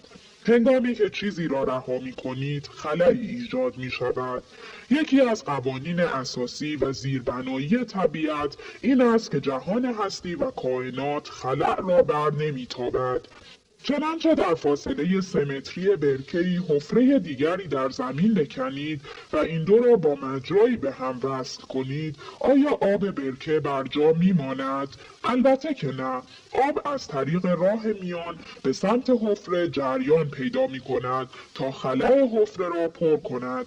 چنانچه شعله‌های آتش در جایی در حال زبانه کشیدن باشند و آتش نشانان حائل و مانعی را که پیرامون آتش ایجاد کرده اند از سر راه بردارند، آیا آتش با متانت تمام سر جایش باقی میماند؟ نه. آتش به سرعت حرکت می کند تا خلأ اطراف خود را پر کند. نظیر همین حالت در مورد رشد احساسی و معنوی انسان نیز صدق می کند. هنگامی که برای چیزی جا باز می کنید، خیلی زود با آن چیز جدید پر خواهد شد. اما باید اول جا را باز کنید. باید گذشته را رها کنید. رها کردن آنچه دیگر به درد شما نمیخورد شما را آماده دریافت و پذیرش تمامی هدایا و موهبت‌هایی می‌کند که انتظار شما را می‌کشند. گرایش و واکنش‌های طبیعی ما این است که آنچه را از قبل داریم سفت و دو دستی بچسبیم، اما این فقط فرایند رشد و تغییر را کندتر می‌کند. به خاطر داشته باشید طبیعت و کائنات از خلأ متنفرند. چگونه میتوان کهنه و قدیمی را رها کرد تا نو و تازه را به سمت خود جذب کرد؟ چند سال پیش مدام در فکر فروش خانه ام بودم که در جنوب کالیفرنیا واقع شده بود. خانه ام را خیلی دوست داشتم و مدت زیادی در آن زندگی کرده بودم. اما یک ندای نیرومندی همواره در گوشم زمزمه می کرد که وقتش رسیده حرکتی بکنم و باید خانه ام را بفروشم و جای دیگری خانه ای اجاره کنم تا بفهمم دوست دارم زندگیم چه سمت و سوی خاصی بگیرد. این فکر منطقی به نظر می رسید، اما دلم راضی نمی شد. به آن خانه خیلی وابسته بودم. آن خانه منطقه امن من بود. سرپناهی که مرا از جار و جنجال های دنیای خارج دور می کرد و به من آرامش می داد.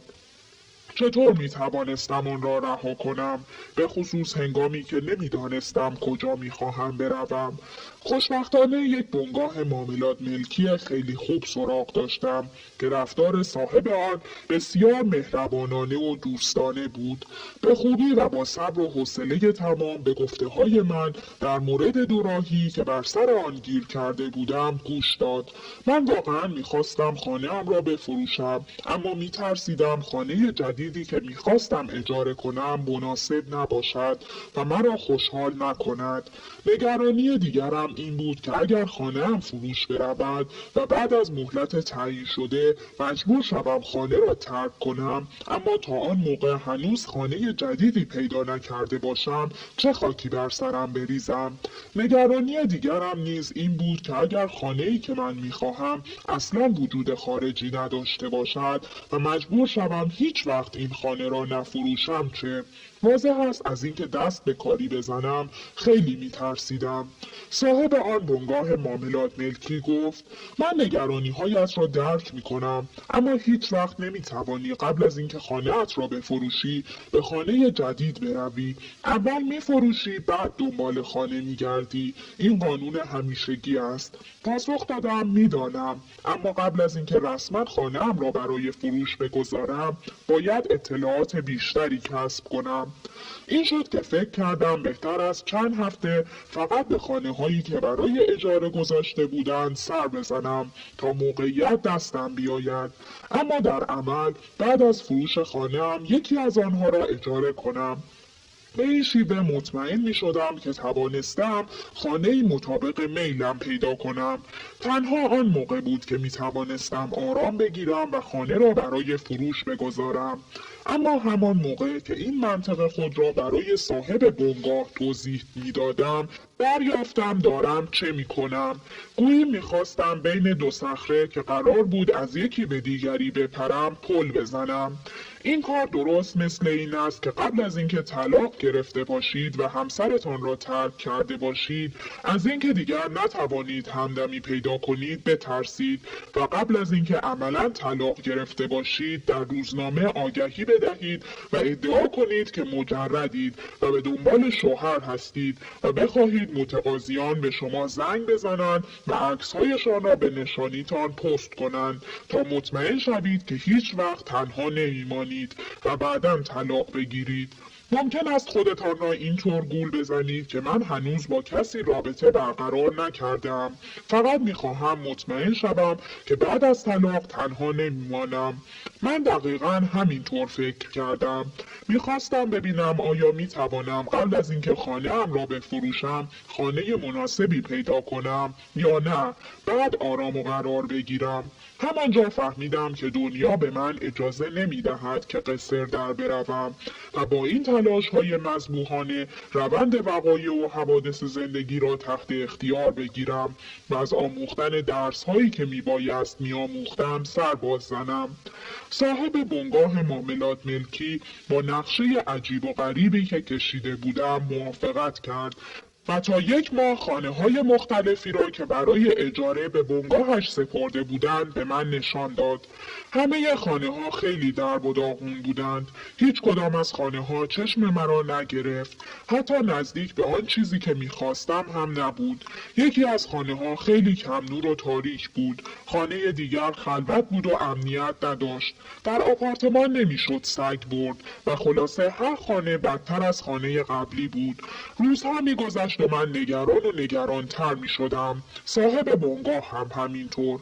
یک روز به من گفت: باربارا، اگر همین الان خانه‌ات را برای فروش نگذاری مجبوری تا آخر تعطیلات صبر کنی، چون این موقع از سال بازار خانه راکت است و شاید مجبور شوی ماه‌ها صبر کنی.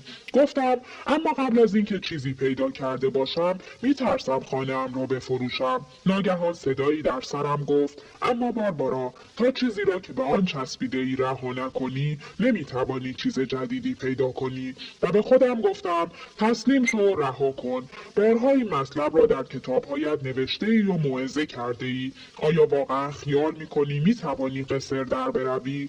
انگار خداوند به من میگفت: ببین باربارا، تو دیگر بچه نیستی. در طریق رشد روحی معنوی هم کلاس اولی نیستی. حتی دبیرستانی هم نیستی. تو در این راه دانشگاهی محسوب میشوی و قرار نیست کسی لیلی به لالای تو بگذارد. باید بتوانی اعتماد کنی. سرانجام تسلیم شدم.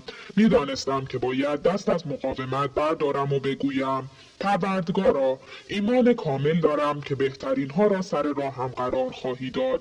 وقت آن رسیده بود که خانه‌ام را رها کنم. تمام نیرو و توانم را به کار گرفتم. به بنگاه زنگ زدم و گفتم همین امروز کاغذها را امضا می کنم. تصمیم گرفتم دیگر نترسم و شجاع باشم. صاحب بنگاه نفس راحتی کشید و دوان دوان به خانه ام آمد تا برگه ها را برایم بیاورد. در حیاط خلوت نشستم و برگه هایی را که آورده بود امضا کردم تا ترتیب کارها داده شود و قانونا و عملا خانه برای فروش عرضه شود. او از من تشکر کرد و خانه را ترک کرد. همانجا تنها در حیاط خلوت نشسته بودم و به کوهستان که آن طرف در مقابل چشمانم بود خیره شده بودم. با پشیمانی به خودم گفتم این چه کاری بود کردم؟ خانه به این قشنگی را برای فروش گذاشتم. احتمالا دیگر خانه‌ای به این قشنگی پیدا نمی کنم. اما من پریده بودم و در این مقطع راهی نداشتم جز اینکه اعتماد کنم. روزنامه محلی را باز کردم و به آگهی ها نگاهی انداختم تا قیمت خانه هایی را که آگهی کرده بودند بررسی کنم. ناگهان یکی از آگهی ها چشمم را گرفت. نوشته بود خانه فوق‌العاده با دید و منظره زیبا برای اجاره. آن قسمت منفی از وجودم فکر کرد آره، احتمالاً یک آشغالدانی است، مثل همه خانه هایی که تا به حال دیدم. کسی که آگهی داده بود حتی شماره تلفن بنگاه رسمی را هم نداده بود، بلکه یک شماره تلفن خصوصی داده بود و همین باعث شد بیش از پیش بدبین شوم. فکر کردم احتمالاً صاحب خانه از اینکه خانه اش را به یک بنگاهی نشان بدهد میترسیده. اما صدایی در درونم گفت به آن شماره تلفن زنگ بزنم. در دل گفتم من که چیزی برای از دست دادن ندارم. گوشی را برداشتم و زنگ زدم. یک زن فرانسوی تلفن را برداشت و وقتی از او راجع به خانه‌اش پرسیدم گفت به تازگی آن را بازسازی کرده و تغییراتی داده و این را هم گفت که خانه‌اش پایین خانه من است. خیلی از خانه‌اش تعریف کرد. مطمئن بودم که غلو می‌کند، اما موافقت کردم فردا بروم و خانه‌اش را ببینم. همین که صبح روز بعد جلوی خانه‌اش پارک کردم، خودم را برای یک ضد حال دیگر آماده کردم. خانه از بیرون ریخت و قیافه‌ای نداشت. سپس دیدم خودرویی نزدیک شد، زد کنار و زنی از آن پیاده شد که صاحب خانه به نظر می رسید. همینطور هم بود. او لبخند زنان سلام کرد و با هم به طرف در رفتیم و وارد خانه شدیم. خانه را که دیدم دهانم از تعجب باز ماند. گویی نمونه کوچک شده خانه خودم بود. فوق‌العاده زیبا بود. همین که اتاقها را یکی یکی به من نشان داد ناباورانه سرم را تکان دادم. همه چیز دقیقاً همان بود که می‌خواستم. رنگ دیوارها، منظره‌ای که از پنجره‌ها معلوم بود، درها و پنجره‌هایی که دوست داشتم و حتی یک سرویس بهداشتی سفارشی ساخته بود که دقیقاً همان چیزی بود که من هم در خانه خودم داشتم. داخل اتاق خوابها کمدهای بزرگی کار گذاشته بود که هر کدام به تنهایی می توانست همه لباسهای مرا در خود جا بدهد. فکر کردم باور نکردنی است. احتمالاً مشکلی وجود دارد، اما هرچه بیشتر با آن زن صحبت کردم بیشتر از او خوشم آمد و بیشتر به او اعتماد کردم. صدایی در درونم می گفت این همان خانه است که به دنبال آن بودی. به او گفتم فکرهایم را می کنم و بعداً به او زنگ می زنم. به خانه خودم رفتم. تا اونجا 2 دقیقه بیشتر راه نبود. باورم نمی شد. همه چیز ایدئال بود و خیلی هم آسان و ساده به دست آمده بود. تمام روز بعد در این باره فکر کردم. می دانستم که آن خانه را می خواهم. روی پیغامگیر او پیغام گذاشتم و از او خواستم به من زنگ بزند. به تجربه شاهد بودم که وقتی لطف پروردگار را زیر سوال میبریم و هدایایی را که جهان هستی سعی دارد به ما بدهد ناباورانه نگاه میکنیم، دنیا هم به ما اینطور جواب میدهد. باشد، انگار زیاد هم بهت بد نمیگذرد. چطور از کمی کار را مشکل تر کنیم؟ شاید این دفعه خوشحال شوی. قرار نبود سختی بکشی، اما حالا که اصرار میکنی حرفی نیست، خودت خواستی.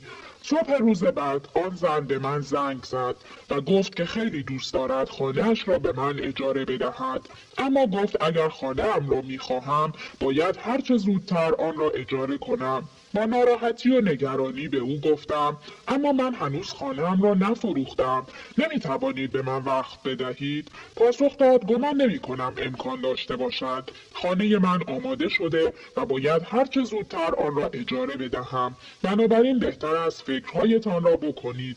فکر کردم بفرما، خانه به این خوبی، حالا آنقدر دست روی دست میگذارم تا آن را از دست بدهم.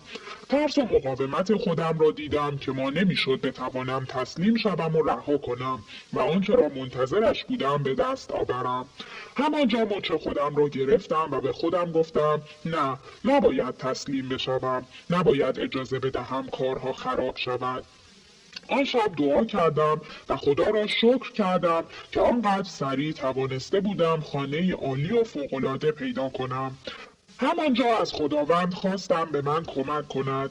از او خواستم اگر قرار است این خانه مال من شود، کاری کن که او نتواند آن را به هیچ کس دیگر اجاره بدهد. خدایا، کاری کن خانه‌اش اشکالی پیدا کند تا مجبور شود آن را تعمیر کند و من هم وقت بیشتری داشته باشم. فردای آن روز پای کامپیوترم نشسته بودم و روی این بخش از کتابم کاری می‌کردم که تلفن زنگ زد.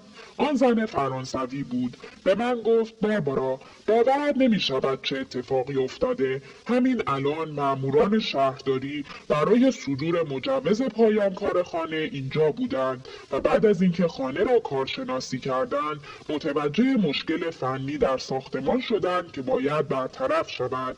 معنیش این است که تا چند ماه دیگر هم نمی توانم خانه را به تو اجاره بدهم. وقتی شهرداریچی‌ها این را به من گفتند، اولین فکری که به ذهنم رسید این بود که دلیلش حتما این است که این خانه قسمت باربارا است و نباید آن را به کس دیگری اجاره بدهم. وقتی گوشی را گذاشتم، اشک شادی می‌ریختم و خداوند را شکر کردم.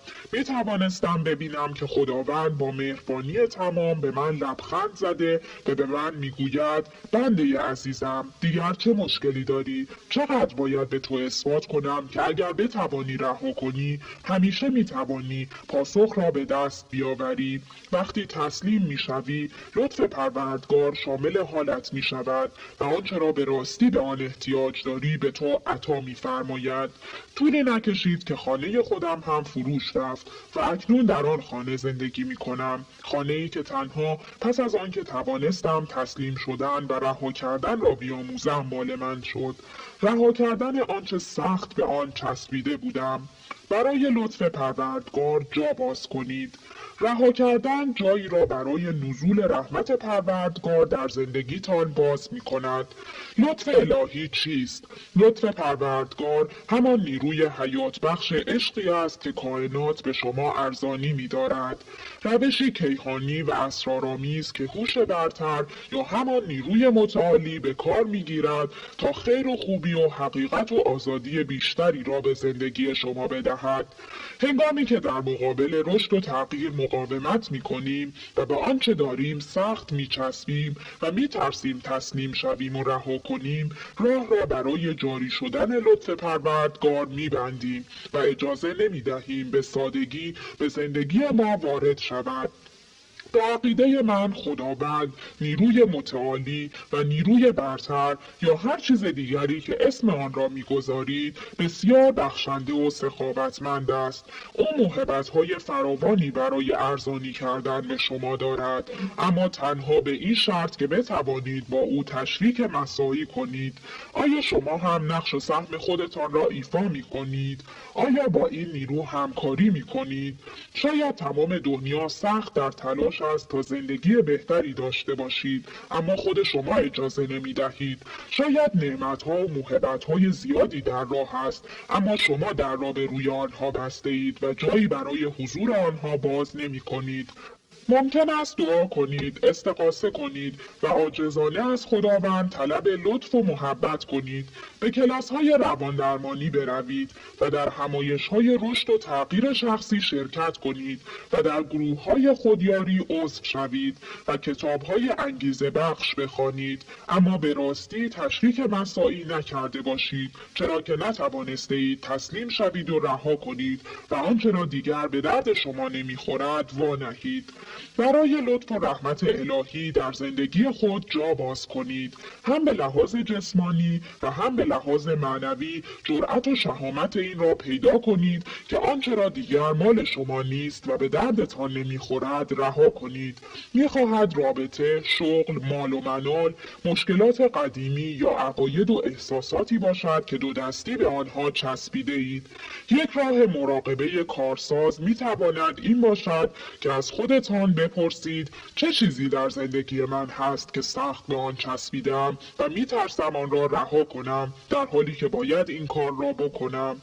چه چیزی در زندگیم هست که دیگر احتیاجی به آن ندارم و باید آن را رها کنم. میدانم رها کردن و دست شستن ترسناک است، اما ترس از اینکه پس از رها کردن چیزی عایدمان نشود بی‌پایه و اساس است. شما باطناً این حقیقت را میدانید. هیچ مدرک و سندی ندارید که دنیا این است. بسیاری اوقات خیال می‌کردید چیز با ارزشی را از دست داده اید، در صورتی که بلافاصله چیزی به مراتب با ارزشتر را به دست آورده اید. بارها اتفاق افتاده که مجبور شده اید چیزی را رها کنید، چیزی که حتی خیال می‌کردید محال است بدون آن زنده بمانید، اما چیزی به مراتب بهتر نصیبتان شد، چیزی که هرگز تصورش را هم نمی‌کردید. هر خروجی ورودی جای دیگری محسوب می شود. برای اینکه بتوانید مثبت بودن و خیر بودن تغییر را درک کنید، تمرین‌های سودمندی وجود دارد. تکه‌ای کاغذ بردارید و در سمت راست آن فهرستی از آنچه در زندگی رها کرده اید، حال چه خواسته یا ناخواسته تهیه کنید. از زمانی شروع کنید که نوجوان بودید. به ترتیب تمام مواردی را که به خاطر دارید تا دوران بزرگسالی خود قید کنید. به عنوان مثال: 1. در 16 سالگی با اولین دوستم به هم زدم. 2. به دانشگاهی که بهترین دوستم میرفت نرفتم. 3. وقتی سال سوم دانشگاه بودم از شغلم به عنوان دستیار عکاس اخراج شدم. 4. مجبور شدم آپارتمانم را تخلیه کنم چون که صاحب خانه قصد فروش آن را داشت. سپس مقابل هر مورد آنچه را پس از رها کردن به دست آورده اید ذکر کنید.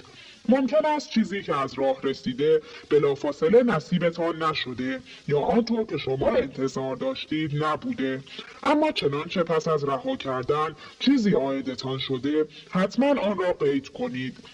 وقتی توجه کنید خواهید دید که در اکثر موارد آنچه به دست آورده اید بهتر از آنچه رها کرده اید بوده است. این تمرین می تواند دورنمای مناسبی از زندگی به شما بدهد. با این تمرین می توانید درک کنید زندگیتان همواره در جهت بیشتر شدن و بهتر شدن تغییر کرده است. پس از اینکه این تمرین را انجام دادید، فهرستی از تمامی شگفتی‌ها، هدایا و موهبت‌ها و حتی معجزاتی که در زندگیتان اتفاق افتاده در اختیار دارید. راه را به من نشان بده.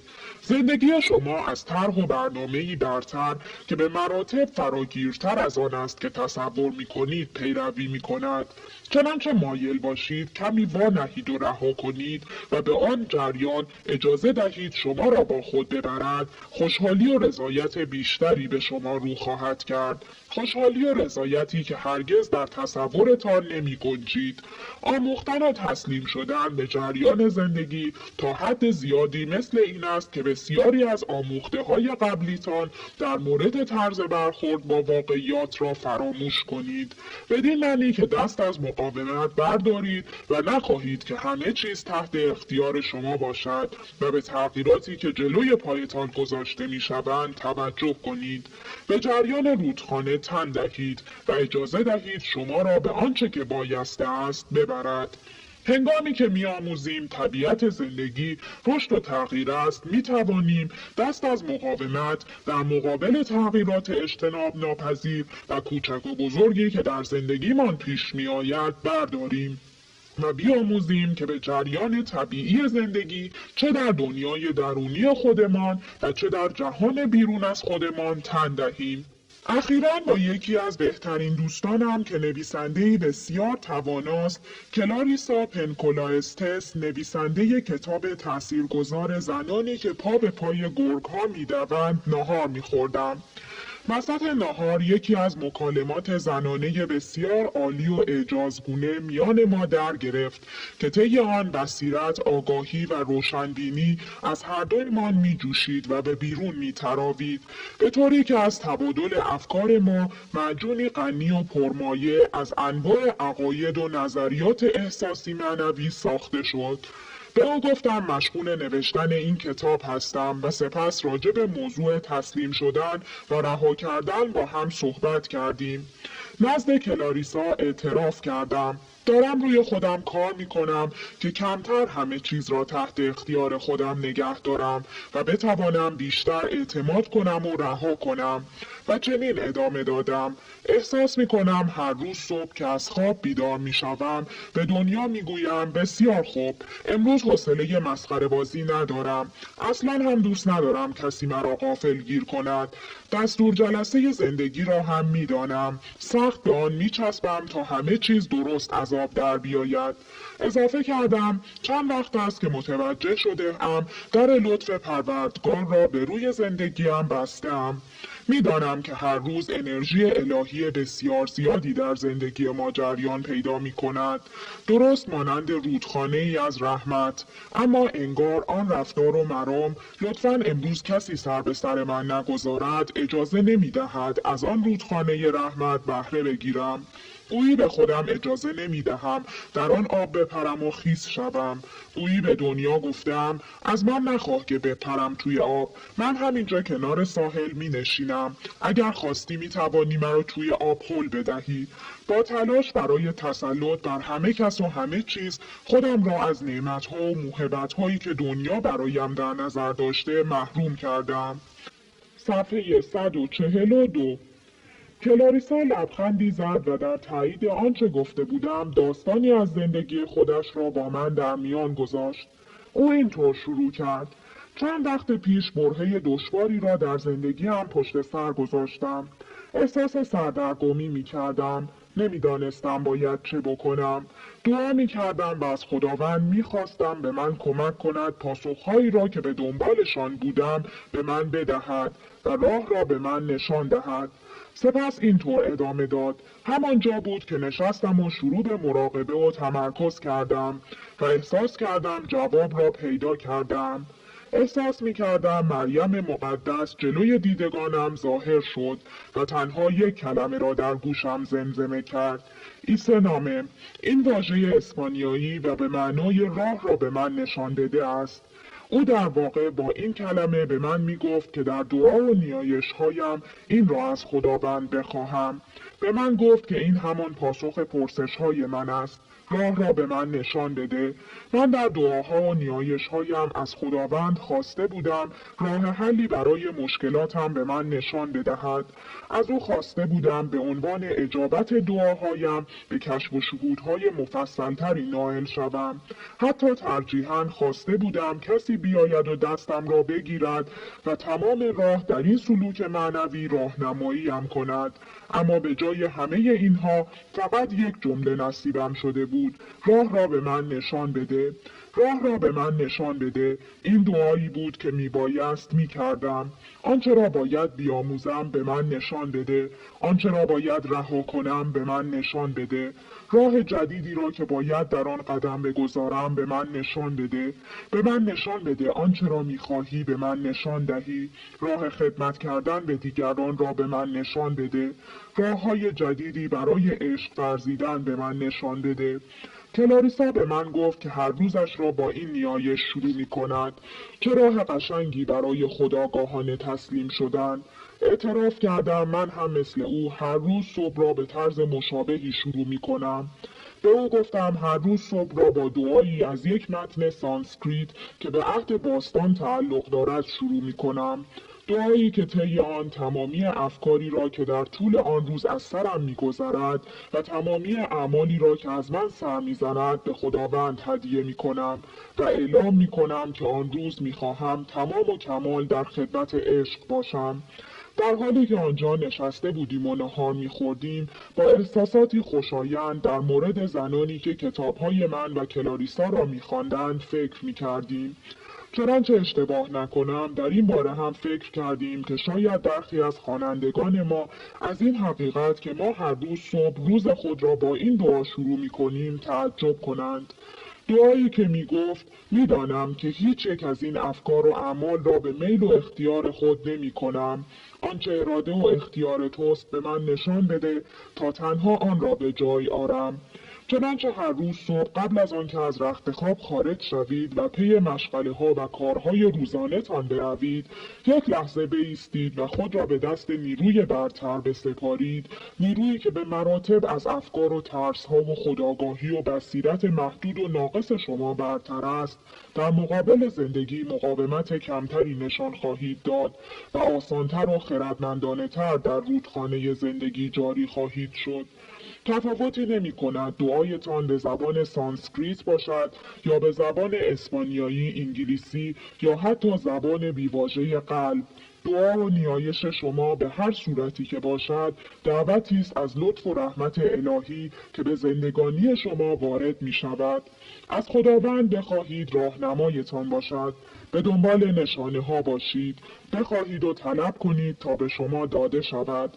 همیشه سعی می کنم خودآگاهانه و آمدانه نه تنها هنگام صبح بلکه در تمامی طول روز نیز اصل تسلیم شدن را به خاطر داشته باشم.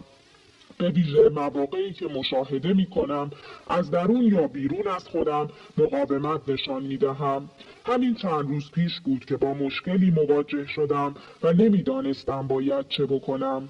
مسئله این بود که نمیدانستم چگونه مشکلم را با کسی که برایم بسیار مهم بود در میان بگذارم. هرچه کردم موفق نشدم. هرچه بیشتر تلاش می کردم اوضاع بین ما بدتر می شد.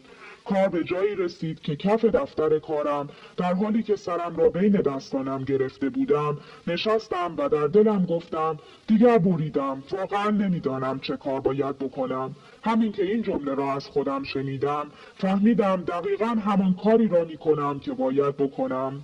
درست عمل کرده بودم. تسلیم شده بودم. دست از تلاش برای تسلط بر اوضاع آن هم به تنهایی برداشته بودم. سپس این دعا از زبان دلم جاری شد. خداوندا به من راه نشان بده که چه باید بکنم. بلافاصله حالم بهتر شد. هنوز هیچ چیز در بیرون تغییر نکرده بود، اما من دست از مقاومت برداشته بودم. چند ساعت بعد اتفاق حیرت انگیزی افتاد. تمامی پاسخهایی که به دنبالشان بودم و علیرغم چند روز تلاش از یافتن آنها عاجز مانده بودم، یکی پس از دیگری از طریق دوستانی که به من تلفن می‌زدند به من داده شد. جدا از این به ندایی که از درون خودم می آمد و مرا به نگرش و تفکری نو در باب مسئله هم سوق می داد گوش دادم.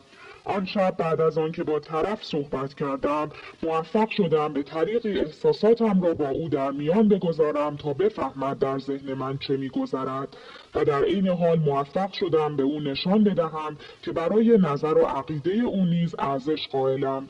به همین سادگی مشکلات ما حل و ناپدید شد.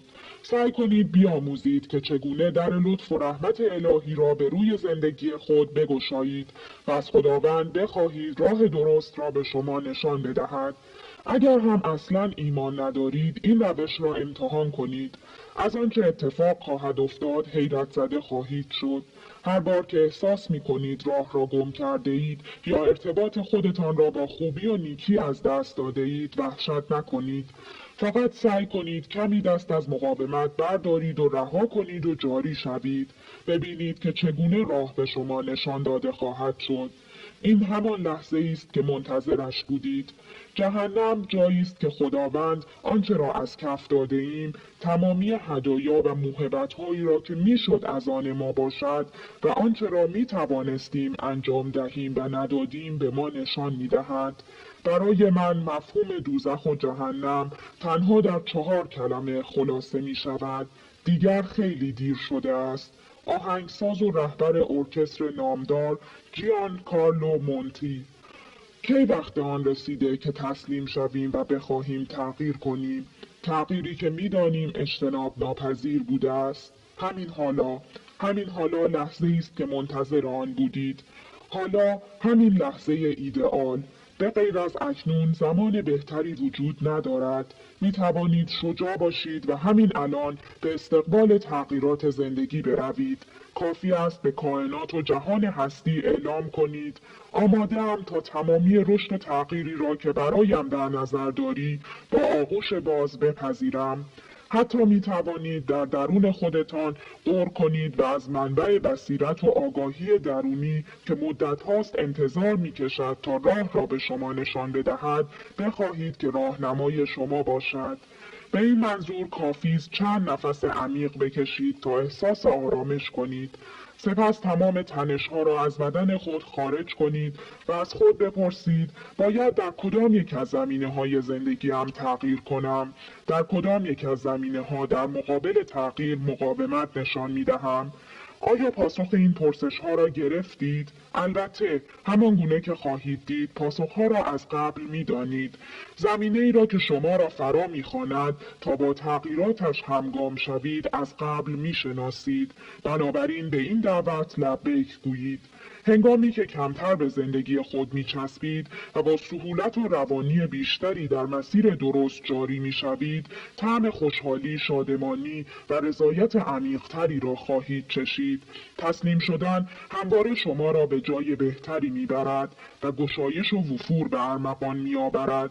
جرأت و شهامت جهش و پریدن را به خرج دهید. ممکن است آمادگی آن را نداشته باشید تا بزرگترین قدم زندگی خود را بردارید. اشکالی ندارد. با قدم‌های کوچک شروع کنید، اما همین الان این کار را بکنید. کشتی‌ها در بندرگاه ایمن هستند، اما کشتی‌ها را برای بندرگاه نساختند. چند شب پیش عنکبوتی را که گوشه اتاق خوابم تار تنیده بود دیدم. خیلی آرام حرکت می کرد. گویی مدتها بود که آنجا گیر کرده بود و نمی توانست برای خودش غذایی پیدا کند. با لحنی آرام و مهربان به او گفتم: نگران نباش کوچولو، الان از اینجا نجاتت می دهم. یک دستمال کاغذی در دستم گرفتم و سعی کردم به آرامی عنکبوت را بلند کنم و در باغچه خانه ام بگذارمش. اما مطمئنم که آن عنکبوت بیچاره خیال کرد من میخواهم به او حمله کنم، چون فرار کرد و لابلای تارهایش پنهان شد. به او گفتم قول میدهم به تو آسیبی نزنم. سپس سعی کردم او را بلند کنم. عنکبوت دوباره از دستم فرار کرد و با سرعت تمام مثل یک توپ کوچک جمع شد و سعی کرد لابلای تارها پنهان شود. ناگهان متوجه شدم که عنکبوت هیچ حرکتی نمی کند. از نزدیک به او نگاه کردم و دیدم آنقدر از خودش مقاومت نشان داده که خودش را کشته است. بسیار غمگین شدم. عنکبوت را بیرون بردم و داخل باغچه کنار یک بوته گل سرخ گذاشتم. به نرمی زیر لب زمزمه کردم: من نمیخواستم به تو صدمه‌ای بزنم، میخواستم نجاتت بدهم. متاسفم که این را نفهمیدی. درست در همان لحظه فکر بکری به ذهنم خطور کرد. از خودم پرسیدم: آیا این همان احساسی نیست که خداوند نسبت به من و تمامی بندگانش دارد؟ از اینکه شاهد دست و پا زدنها و دردها و رنجهای ماست آزرده می شود و می خواهد مداخله کند و به ما کمک کند و ما را از خطر دور کند. اما ما مقاومت می کنیم و دست و پا می زنیم و داد و فریاد سر می دهیم که چرا اینقدر ما را مجبور می کنی که تغییر کنیم. شاید هر کدام از ما مثل همان عنکبوت کوچک هستیم که تلاش دیگران را برای نجات خودمان حمله تلقی می کنیم و متوجه نیستیم که اگر تسلیم شده بودیم و اینقدر دست و پا نمی زدیم تا چند لحظه دیگر خود را در باغچه‌ای زیبا می دیدیم.